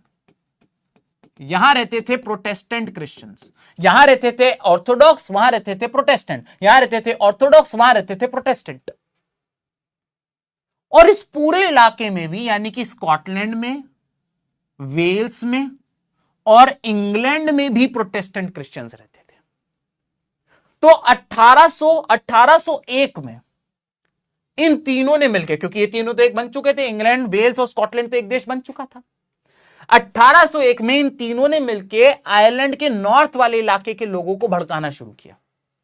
तुम प्रोटेस्टेंट हो, तुम्हारे देश के बाकी लोग ऑर्थोडॉक्स हैं, ये तुम्हें मरवा देंगे, कन्वर्ट करवा देंगे, जेल में डलवा देंगे, तुम हमारे साथ आ जाओ, तुम भी प्रोटेस्टेंट, हम भी प्रोटेस्टेंट, हम लोग मिलकर एक देश बना लेंगे, देश का नाम होगा यूनाइटेड किंगडम। और इसी तरीके से ये लोग इनके बहकावे में आ गए और इन चारों ने मिलकर एक देश बना लिया और उस देश का नाम है यूनाइटेड किंगडम, जिसे हम शॉर्ट में यूके कहते हैं। तो यूनाइटेड किंगडम कोई एक देश नहीं है, यूनाइटेड किंगडम के अंदर 4 देश मिलकर बने हुआ है, इंग्लैंड, वेल्स, स्कॉटलैंड और नॉर्दर्न आयरलैंड। ठीक है, तो यूनाइटेड किंगडम देश का नाम है, समझ गए आप लोग। और इस तरीके से दोस्तों यूके नाम का देश भी बनके तैयार हो गया। ठीक है, अगर आप लोगों को यूके समझ में आ गया, पूरा सारे बच्चों को यूके समझ में आ गया, तो एक बार सारे बच्चे चैट में लिखो कोहिनूर वापस। अगर यूके समझ में आ गया तो एक बार सारे बच्चे चैट में लिखो कोहिनूर वापस।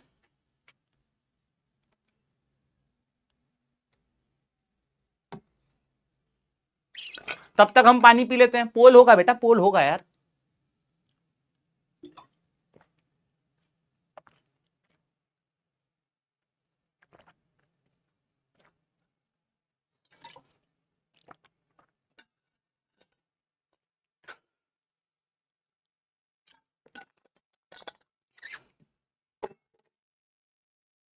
डन हो गई बात, आगे बढ़ जाए। डन हो गई बात। हम लोगों ने जर्मनी बना लिया, हम लोगों ने इटली बना लिया, हम लोगों ने यूके भी बना लिया। अब दोस्तों हम बात करने जा रहे हैं इसके बारे में, विच इज एलिगोरी। ऑल्दो मैं आप लोग को पिछली क्लास में एक बार एलिगोरी के बारे में पढ़ा चुका हूं, एक बार और पढ़ाऊंगा और उसके बाद अपन आगे बढ़ जाएंगे। बस एक टॉपिक बचेगा, नेशनलिज्म एंड इंपेरियलिज्म। आज आपकी क्लास 8:15 या 8:10 के आसपास खत्म हो जाएगी। ठीक है, मैं ना आप लोग की क्लास 1 घंटा 15 मिनट के आसपास ही लेता हूं। ठीक है, और मैं आप लोगों को कुछ चीजें बता देता हूं। आप लोग पहली बार 10th में आए हो, है ना। मैं आप लोग को पहले ही बता चुका हूं कि मैं पिछले 13 साल, मतलब 13वां साल चल रहा है, तो मैंने अपने पढ़ाने के तरीके को, अपने कंटेंट को इतना रिफाइन करके रखा हुआ है कि मुझे पता है कि बच्चे को क्या डाउट आता है। जो तुमको डाउट आने वाला होगा उससे पहले मैं तुम्हारा डाउट क्लियर कर देगा। मुझे पता है कि एक चैप्टर को कितनी बार में पढ़ाना है, कितनी क्लासेस में पढ़ाना है। मुझे पता है कि एक चैप्टर में क्या पढ़ाना है और क्या नहीं पढ़ाना है। मुझे एक बच्चे ने इंस्टाग्राम पे डीएम लिखा कि सर आप एनसीईआरटी को लाइन बाय लाइन, एकदम एक एक लाइन में आपको एक एक चीज पढ़ाऊंगा जो आपके प्री बोर्ड बोर्ड्स में आएंगे, एक एक चीज पढ़ाऊंगा जो जिंदगी में तुम्हारे काम आएगा कॉम्पिटिटिव एग्जाम में। लेकिन एनसीईआरटी में ऐसी बहुत सारी चीजें हैं जो तुम्हारे काम की नहीं है। प्रॉब्लम क्या है कि जब आप एक चैप्टर पढ़ते हो मुझसे, तो आपको वो कहानी की तरह एकदम बैठ जाता है। आपको लगता है यार ये तो पूरा समझ में आ गया, ऐसा कैसे हो सकता है। फिर आप एनसीईआरटी खोलते हो कि ऐसे कैसे, मुझे समझ में कैसे आ गया, आप खुद को डाउट करने लगते हो। और फिर कोई चीज पकड़ लेते हो, अरे ये वाली चीज नहीं पढ़ाई थी इसलिए, देखा छोड़ दिया ना इसलिए ऐसा हो गया। ऐसा मत समझे, भरोसा रखे। आप आज जैसे ये चैप्टर खत्म हो जाएगा, मैंने आपको बताया कि मैं हर चैप्टर को 3 क्लासेस में खत्म करता हूं। 3 क्लासेस से ज्यादा कोई चैप्टर नहीं जाएगा क्लास 10th का, कोई चैप्टर 3 क्लासेस से ज्यादा नहीं, क्योंकि 3 से ज्यादा खींचते हैं ना तो बच्चों का वो खत्म हो जाता है, उनका इंटरेस्ट खत्म हो जाता है। 3 क्लास में हर चैप्टर खत्म होगा।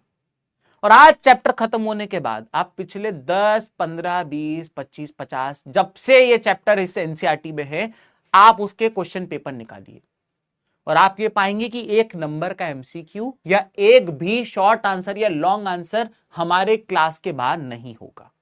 ठीक है, तो भरोसा रखिए मुझ पे, अपने आप पे, खुद पे, और यकीन मानना 1 साल बाद हम लोग जो मचाने वाले हैं, मजा ही आ जाएगा दोस्तों तुमको। चलो, तो मैं आप लोगों को यह बता रहा था दोस्तों, मैं आप लोगों को एक चीज बता रहा था कि एलिगोरी क्या होती है। एलिगोरी का मतलब होता है जब आप किसी नॉन लिविंग थिंग को पर्सोनिफाई कर देते हो, उसको एक पर्सन बना देते हो। कैसे? आप किसी नॉन लिविंग थिंग को पर्सोनिफाई कर देते हो, आप उसका स्टैच्यू बना देते हो, उसकी फोटो बना देते हो। तो जब आप किसी नॉन लिविंग थिंग को पर्सोनिफाई कर देते हो, लिविंग थिंग बना देते हो इस तरीके से, तो उसे एलिगोरी कहते हैं। मैंने आपको पिछली बार भी बोला था, भारत माता सबको पता है, मैं जब भारत माता बोलता हूं तो आपको एक व्हाइट कलर की साड़ी पहने हुए और रेड कलर की बाउंड्री है, जिसकी ब्लाउज रेड कलर का है, और फिर उन्होंने क्राउन पहन रखा है, उनके हाथ में एक झंडा है, पीछे एक शेर है, और आपको एक बहुत ही डिसेंट सी, एक बहुत ही ब्यूटीफुल सी आपको एक इमेज नजर आती है, वो हमारी भारत माता है। लेकिन क्या असली में भारत माता होती है? क्या भारत माता का कोई एड्रेस है? क्या उनका कोई आधार कार्ड है? कोई किसी ने भारत माता ऐसी बनवा दी तो किसी ने भारत माता वैसी बनाई है? हमारी एनसीईआरटी में अगले चैप्टर में तुम्हें 2 भारत माता की फोटो पढ़ाऊंगा। तो जब आप किसी नॉन लिविंग थिंग को पर्सोनिफाई कर देते हो और उसको किसी लिविंग थिंग में कन्वर्ट कर देते हो तो उसे एलिगोरी कहते हैं। आपको 2 एलिगोरी पता होनी चाहिए। ये आप देख रहे हैं जर्मनी की एलिगोरी, जर्मनी की एलिगोरी जिसका नाम है जर्मेनिया। जर्मेनिया, ये फोटो आई थी बोर्ड्स 2026 के, बोर्ड्स 2026 के सेट बी के सेक्शन ए में, 1 मार्क के लिए ये फोटो दे दी और बोल रहे हैं बताइए किसकी फोटो है। तो आपको पता होना चाहिए कि जर्मेनिया की फोटो है। उसी तरीके से जिस तरीके से जर्मनी की एलिगोरी जर्मेनिया है, फ्रांस की एलिगोरी का नाम है मेरिएन। इनकी एलिगोरी का नाम है मेरिएन। अब ये 1 नंबर के लिए क्वेश्चन आ गया तो फिर तो समझ में आ गया, ठीक है। लेकिन अगर कई बार क्या होता है, ऐसी पूरी फोटो दे देते और कहते हैं कि समझाइए इसमें हर एक चीज का क्या मतलब है। तो अगर आप यहां पे देखें तो सबसे पहले आप ये पाएंगे कि इनके ऊपर क्राउन ऑफ ओक लीव्स है। ओक ओक ओक, यहां से आज की क्लास में डीएचए पूछा जाएगा। अगर आपको नहीं पता है डीएचए क्या है, हर क्लास के बाद 10 क्वेश्चन का एक टेस्ट होता है, उसमें यहां से क्वेश्चन है। तो इन्होंने क्राउन ऑफ ओक लीव पहन रखा है। ओक जो कि हीरोइज्म और स्ट्रेंथ को दर्शाता है। हर चीज का एक मतलब होता है। इनके हाथ में एक स्वॉर्ड है और वो स्वॉर्ड ये बता रही है कि मैं अपने देश जर्मनी को डिफेंड करने को तैयार हूं। मेरे देश के ऊपर अगर किसी ने आंख उठा के देखी तो, लेकिन अगर आप उस स्वॉर्ड पे देखें तो आपको यहां पे ऑलिव ब्रांच देखने को मिलेगी जो ये बता रही हैं कि मेरे हाथ में स्वॉर्ड जरूर है लेकिन मैं चाहती हूं पीस। मैं स्वॉर्ड का इस्तेमाल नहीं करना चाहती हूं, तभी इसमें ऑलिव ब्रांच उगाई है। अगर आप इनके चेस्ट पे देखें तो आपको शील्ड ऑफ ईगल देखने को मिलेगी जो कि पावर और प्रोटेक्शन बता रहा है। ईगल की पावर, और ये जो चेस्ट प्लेट है ये प्रोटेक्ट करेगा जर्मनी को। और अगर आप लास्ट इनके पैरों पे देखें तो आपको यहां पे ब्रोकन चेन्स देखने को मिलेंगी। ये बता रहा है कि अब जर्मनी डेस्पोटिज्म से, तानाशाही से, राजा रानियों से आजाद हो चुका है। तो हर एलिमेंट का एक मतलब होता है, हर एलिमेंट का मतलब होता है। और आज की डीएचए में क्वेश्चन है, क्राउन पहना है ओक लीव्स का, ऑलिव का नहीं, ओक का। ऑलिव ब्रांच तलवार पर मौजूद है, तो ये कंफ्यूजन ना लीजिएगा दोस्तों। डन, चल इसके बाद आगे बढ़ जाते हैं। आखिरी टॉपिक आज की क्लास का, which is nationalism and imperialism. सबसे पहले हम बात करते हैं व्हाट इज नेशनलिज्म। नेशनलिज्म का मतलब होता है जब आप अपने देश से प्यार करते हो तो उसे नेशनलिज्म कहते हैं। वो फीलिंग जब आप अपने देश को प्यार करते हो, दैट इज नेशनलिज्म। पेट्रियोटिज्म कह सकते हो, देशभक्ति कह सकते हो। लेकिन जब आप अपने देश को इतना प्यार करते हो कि दूसरे देश से हेट करने लगते हो, जब आपके अंदर इतनी ज्यादा नेशनलिज्म भर जाती है कि आपके अंदर अहंकार आ जाता है और आप छोटे देश, लेस पावरफुल देश, वीक देश, उनको आप अटैक कर देते हो, उनकी जमीन छीनने के लिए, उनके रिसोर्सेज छीनने के लिए, उनके लोगों को गुलाम बनाने के लिए, तो उसको कहा जाता है इंपेरियलिज्म। यूनाइटेड किंगडम एक इंपेरियलिस्ट कंट्री है क्योंकि वो अपने आप को बहुत वो समझते थे, oh we are whites, oh we are Britishers, हम पूरी दुनिया पे कब्जा करेंगे, हम ये करेंगे, हम वो करेंगे। और इसके लिए ये दुनिया की छोटे देश, कमजोर देश, लेस डेवलप्ड देश के ऊपर हमला कर देते थे, उनको लूटते थे, उनके लोगों को गुलाम बनाते थे। जब आप इस तरीके की हरकतें करने लगते हो तो उसी को इंपेरियलिज्म कहा जाता है। मैं आपको इंपेरियलिज्म क्यों बता रहा हूं, क्योंकि इंपेरियलिज्म केवल यूके के लोगों में नहीं था, इंपेरियलिज्म रशिया में भी था, फ्रांस में भी था, जर्मनी में भी था, इंग्लैंड तो बताइए, ऑस्ट्रो हंगेरिया के पास भी था। और इनके इंपेरियलिज्म के कारण ही, इनकी भूख के कारण ही, इनके लालच के कारण ही वर्ल्ड वॉर 1 चालू हुई थी। सर कैसे? आओ मैं तुमको बताता हूं। तुम्हारे सामने यहां पर एक मैप देखने को मिल रहा है, और यह मैप जो है ये बाल्कन रीजन का मैप है। यहां पर आप जो ये मैप देख रहे हैं, ये मैप बाल्कन रीजन का मैप है दोस्तों। इसमें आपको कुछ देश देखने को मिलेंगे, जैसे कि आपको इसके अंदर Slovenia, Croatia, Romania, Serbia, Bosnia, Montenegro, Macedonia, Bulgaria, Albania, Greece, ये सारे देश देखने को मिलेंगे। यानी कि शॉर्ट में कहूं, शॉर्ट में अगर मैं आप लोगों को बताऊं, तो यहां पर एक देश पड़ता है जिसका नाम है टर्की, और यहां पर एक देश पड़ता है दोस्तों जिसका नाम है इटली। ठीक है? तो टर्की के लेफ्ट में, इटली के राइट में, बीच में जो ये इलाका है, इसे कहा जाता है बाल्कन रीजन। इसमें कई सारे छोटे छोटे देश हैं, कई सारे छोटे छोटे देश हैं। अब आप बोलोगे कि सर ये बाल्कन रीजन के सारे देश अलग अलग क्यों दम मिलकर एक कहानी हो जाते हैं? क्योंकि ये सब अलग अलग एथनिक ग्रुप्स हैं, ये सब यहां पे अलग अलग एथनिसिटी रहती है। बुल्गारिया में अलग एथनिसिटी है, सर्बिया में अलग एथनिसिटी है, ग्रीस में अलग एथनिसिटी है, मैसेडोनिया में अलग एथनिसिटी है। तो ये सब अलग अलग एथनिक ग्रुप के लोग हैं, इसलिए कभी भी ये एक नहीं हो पाए। डन हो गई मेरी बात? बाल्कन रीजन आप लोग को समझ में आ गया कि बाल्कन रीजन क्या है। अब हुआ क्या कि ये सब छोटे छोटे थे, तो जो ये बड़े देश थे, Russia, France, Austro Hungarian empire, United Kingdom, इनके दिमाग में एक ही चीज चलती थी, इन पे कब्जा कर लो। कोई सोचता था इसको तोड़ लेते हैं, कोई सोचता था इसको तोड़ लेते, कोई सोचता था इसको तोड़ लेते, कोई सोचता था इसको तोड़ लेते। तो हर किसी के दिमाग में ये चलता रहता था कि कैसे भी करके इनमें से किसी इलाके पे कब्जा कर लेते हैं। ठीक है? हुआ क्या, जरा ये समझो।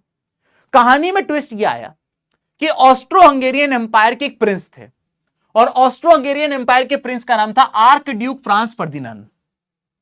ये प्रिंस थे ऑस्ट्रो हंगेरियन एम्पायर के। इनके दिमाग में एक दिन आया कि मैं सर्बिया का इलाका एक है साराजेवो, वहां जाऊंगा। अब ऑस्ट्रो हंगेरियन एम्पायर ने कब्जा कर रखा था सर्बिया, साराजेवो पे। ऑस्ट्रो हंगेरियन एम्पायर ने साराजेवो पे कब्जा कर रखा था, और इन्होंने कहा कि मैं साराजेवो जाऊंगा टूर करने। तो इनको लोगों ने मना किया, भाई मत जा मत जा मत जा। इन्होंने कहा क्यों ना जाऊं, मेरा इलाका है, हमारे अंडर आता है, हम जाएंगे, हमारी मर्जी जो होगी हम वो करेंगे।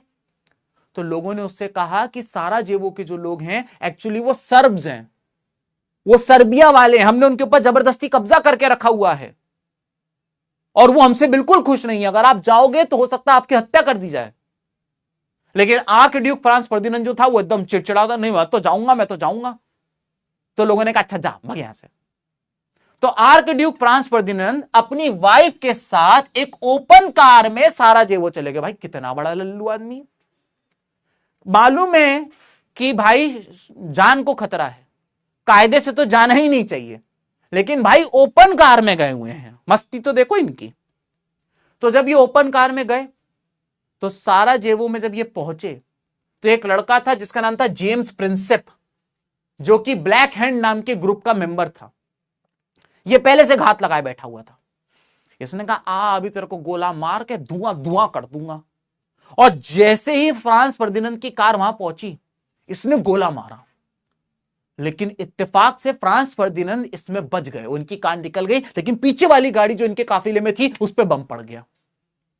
अब ड्राइवर गाड़ी भगा रहा है, भूम भूम धूम मचाले चने चबाले, और वो चिड़चिड़ाते जा रहा है, आपको मना किया था मत आइए, देखिए क्या हो गया। बोले हाँ हाँ गलती हो गई, सॉरी यार सॉरी यार। बोले अब चुपचाप होटल चलिए चलिए, हमें यहां से निकलना होगा। बोले हमने सुना है पीछे वाली गाड़ी पे बम पड़ा है। बोले हाँ पड़ा है। बोले गाड़ी घुमा, हॉस्पिटल लेके चलो, मुझे उनको देखना है। ड्राइवर ने कहा क्या पागल हो क्या? बोले नहीं नहीं मैं प्रिंस हूं, मैं जो बोलूंगा तुम्हें करना पड़ेगा। ड्राइवर ने हैंड ब्रेक खींचा, टोक्यो ड्रिफ्ट की तरह गाड़ी घुमाई और गया भी हॉस्पिटल की तरफ। तो जब ये हॉस्पिटल की तरफ जा रहे थे, तो ड्राइवर ने एक टर्न मिस कर दिया और अगली गली में मुड़ गया। वहां पे जेम्स प्रिंसेप जा रहा था कि मुझसे कैसे मिस हो गया यार, एक ही मौका मिला था और मैंने कैसे उसको छोड़ दिया। और जब वो ये मोन करता हुआ जा ही रहा था, साइड से राजा की गाड़ी निकली, प्रिंस की गाड़ी निकली। उसने कहा आपकी बात नहीं छोड़ेंगे। उनने उठाया गोला और फेंका, और फ्रांस फर्डिनांड को वहां पे असैसिनेट कर दिया गया। ऑस्ट्रो हंगेरियन एम्पायर के प्रिंस की हत्या कर दी गई। ऑस्ट्रो हंगेरियन एम्पायर ने इसकी पूरी की पूरी जिम्मेदारी सर्बिया के ऊपर सौंप दी।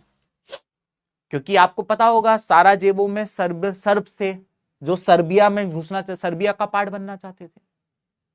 तो ऑस्ट्रो हंगेरियन एम्पायर ने सर्बिया से कहा कि भाई तुम्हारे कारण ही हुआ है, हमारे प्रिंस मरे हैं, अब तुमको ये करना पड़ेगा और तुमको तुम्हारे इलाके को भी हमको देना पड़ेगा। तो रशिया ने कहा ऐसे कैसे, बेचारा सर्बिया छोटा देश है तो तुम उसको दबाओगे। और रशिया जो था वो सर्बिया के सपोर्ट में आ गया। रशिया किसके सपोर्ट में आ गया? रशिया सर्बिया के सपोर्ट में आ गया। तो जब रशिया सर्बिया के सपोर्ट में आ गया तो ऑस्ट्रो हंगेरियन एम्पायर के सपोर्ट में जर्मनी आ गया। और जब ऑस्ट्रो हंगेरियन एम्पायर के सपोर्ट में जर्मनी आ गया तो रशिया और सर्बिया के सपोर्ट में फ्रांस और ब्रिटेन आ गए। और इस तरीके से दो ग्रुप बन गए और इस तरीके से दोस्तों वर्ल्ड वॉर 1 चालू हुआ था। क्लियर हो गया? अब मुझसे अक्सर कहते हैं बच्चे की शर्म से डेट याद नहीं आती, डेट का कुछ बता दो। दोस्त इस चैप्टर से जितनी भी इंपॉर्टेंट डेट्स हैं वो मैं तेरे लिए ऑलरेडी लिख के लाया हूं। मेरे नोट्स के बाहर कुछ नहीं आएगा, मैं देखो पहले भी बता चुका हूं। तो इस चैप्टर की जितनी भी इंपॉर्टेंट डेट्स हैं वो यहां लिखी हुई हैं, आप इसको आराम से नोट डाउन करिएगा क्लास खत्म होने के बाद। अब आज की क्लास में हमने जो पढ़ा जरा देखे तो आप लोगों को चमका कि नहीं चमका। तो एक बार फटाफट कुछ एमसीक्यूज और उसके बाद कुछ इंपॉर्टेंट क्वेश्चंस को डिस्कस कर लेते हैं। पहला क्वेश्चन आप सभी के सामने ये आ जाता है कि who among the following was the architect of unification of Germany. बताइए जर्मनी की यूनिफिकेशन करने में किसका सबसे बड़ा रोल था? आपके पास 4 ऑप्शन है, आपका समय शुरू होता है दोस्तों अब। बताइए यूनिफिकेशन ऑफ जर्मनी का आर्किटेक्ट किसे कहा गया?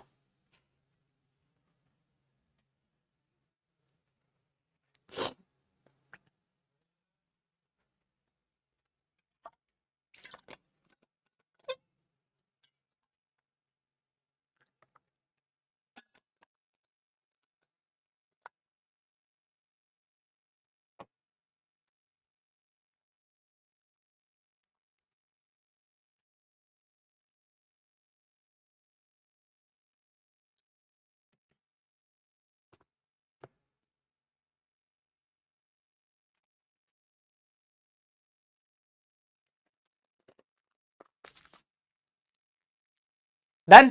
चलिए समय समाप्त होता है। जैसा कि आप सभी को पता है यूनिफिकेशन ऑफ जर्मनी के आर्किटेक्ट ओटो वन बिस्मार्क को कहा गया। ए इज द राइट आंसर और मैं देख सकता हूं 86.53% बच्चों ने इसका सही जवाब दिया है।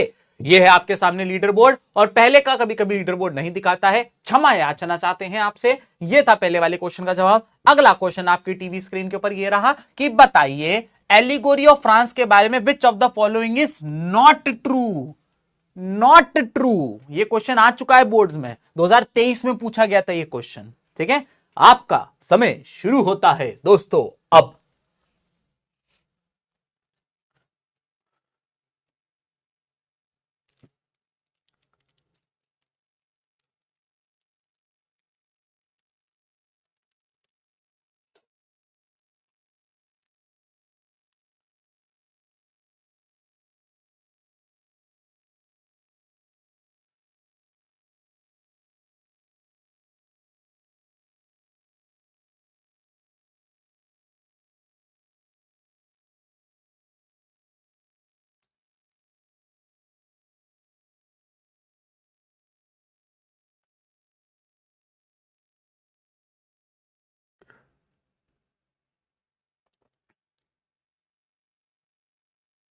चलिए तो भाई एलिगोरी के बारे में एक बात ये होती है कि वो इमेजिनरी होती है। जब आप किसी नॉन लिविंग चीज को लिविंग बना देते हो, पर्सोनिफाई कर देते हो, इमेजिनरी।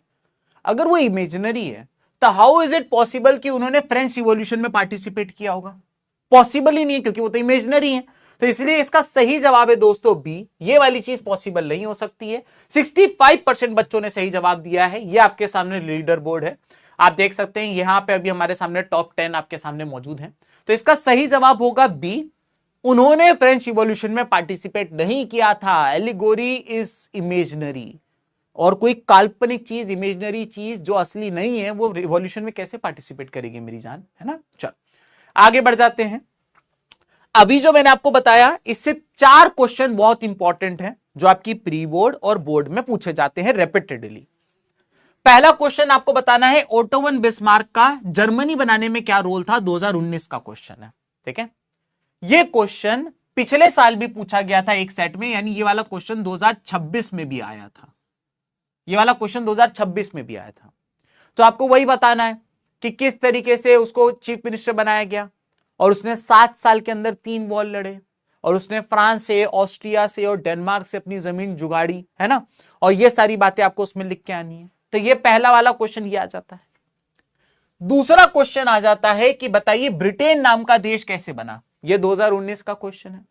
तो इसमें आपको बताना है कि किस तरीके से सबसे पहले इंग्लैंड को वेल्स में जोड़ा किंग हेनरी द 8th ने 16th सेंचुरी में। उसके बाद 1700 में एक्ट ऑफ यूनियन पास कराया गया और उसमें स्कॉटलैंड को जोड़ा गया।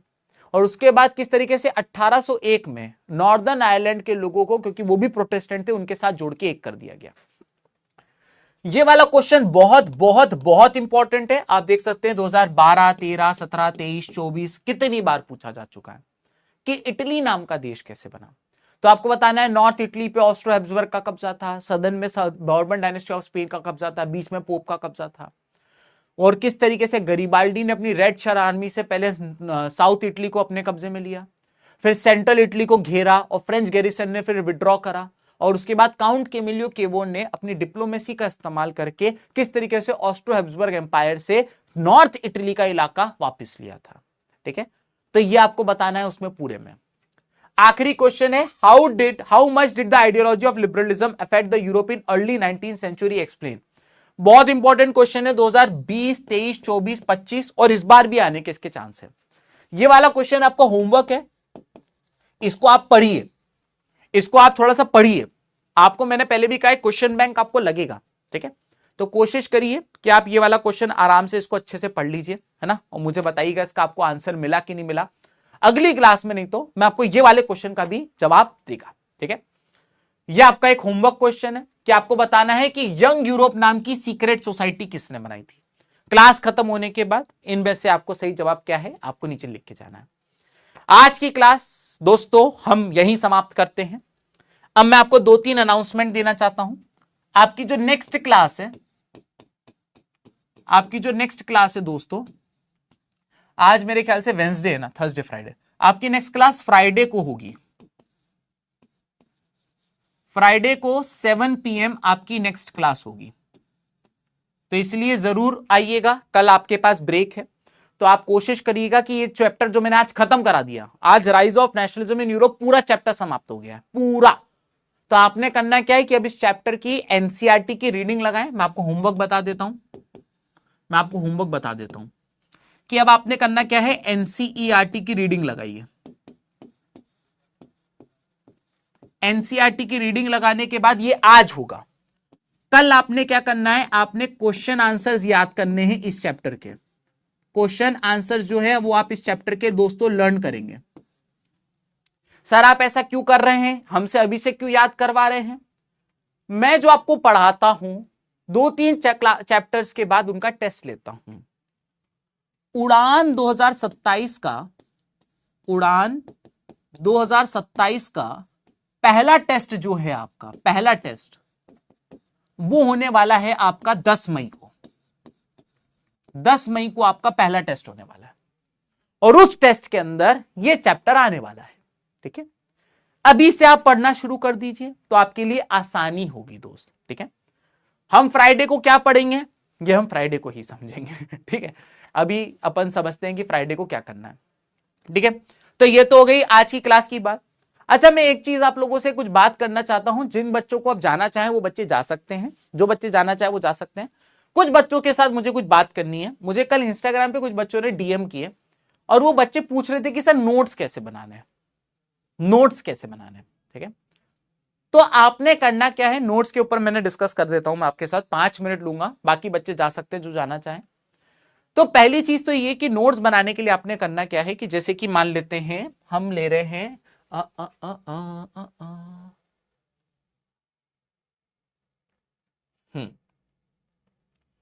जैसे कि मान लेते हैं हम में पढ़ना, आपने क्लास लिया आपने, ठीक है, आपने हेडिंग डालनी है। जो यहां पे लिखा होता है वो हेडिंग होती है। यूनिफिकेशन ऑफ इटली आपको हेडिंग डालनी है और हेडिंग डालने के बाद आपको ये जितने भी पॉइंट्स दिए हुए हैं, जैसे दिए हुए हैं, आपको एज इट इज अपनी कॉपी में लिखना है। अब अगर पहले तो तुम ये सोच रहे हो कि सर क्या नोट्स बनाने हैं, 110% बनाने हैं, बिना नोट्स के काम ना होवे, नोट्स के तो बनाना ही पड़ेगा। आप किसी भी टॉपर का इंटरव्यू देख लीजिए, बिना नोट्स के आपका काम नहीं होगा। ये आपकी हेडिंग है, ये आपके सारे पॉइंट्स हैं, और इस तरीके के जो चीजें मैंने साइड में दे रखी हैं, है ना। अब अगेन अगर कोई फोटो लगी हुई है, अगर किसी की फोटो लगी हुई है तो वो आपको नोट्स में नहीं बनाना है, ठीक है, फोटो को नहीं बनाना है।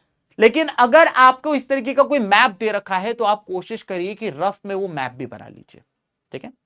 अब आपने ये सारे पॉइंट्स लिख लिए, यूनिफिकेशन ऑफ इटली में ये भी आ गया, है ना, ये भी सारे पॉइंट आपकी यूनिफिकेशन ऑफ इटली के ही हैं, सारे पॉइंट ये आपकी यूनिफिकेशन ऑफ इटली के, और यहां पर आके आपका यूनिफिकेशन ऑफ इटली खत्म होता है, ठीक है। जहां यूनिफिकेशन ऑफ इटली खत्म होता है उसके बाद आपको वहां पे 4-5 लाइन छोड़ देनी है। क्यों छोड़ देनी है? जब आप क्वेश्चन बैंक पढ़ोगे तो हो सकता है आपको कोई एक आधा पॉइंट एक्स्ट्रा दिख जाए, आप उस वेकेंट स्पेस में वो एक्स्ट्रा पॉइंट लिखेंगे, ठीक है, उस वेकेंट स्पेस में आपको वो एक्स्ट्रा पॉइंट लिखना है, तो जगह छोड़ के चलिएगा, ठीक है। नोट जितने सुंदर बना सके उतना अच्छा है, एग्जाम के टाइम पे रिवाइज करना अच्छा लगता है, नहीं तो पता चलता कई बार बच्चे इतने गंदे नोट्स बना लेते हैं कि खुद की राइटिंग देने में मजा नहीं आता। ठीक है दोस्तों, तो आज के लिए दोस्तों केवल इतना ही, ठीक है। स्पेशल दिन है और रिजल्ट आया है, हम भी अब जाएं जरा अपने बच्चों का रिजल्ट देखें, इंस्टाग्राम पे कितने बच्चों ने क्या रिप्लाई दिया है। मिलते हैं अगली क्लास में, यानी कि फ्राइडे को शाम 7 बजे। तो अगली क्लास तक दोस्तों पढ़ाई करते रहिए, स्टे कनेक्टेड, है ना। और आज की क्लास कैसी लगी जरूर बताइएगा, एक छोटा सा कमेंट छोड़ के जरूर जाइएगा, क्योंकि आपके एक छोटे से कमेंट से मेरा दिन बन जाता है। तो आज के लिए दोस्तों केवल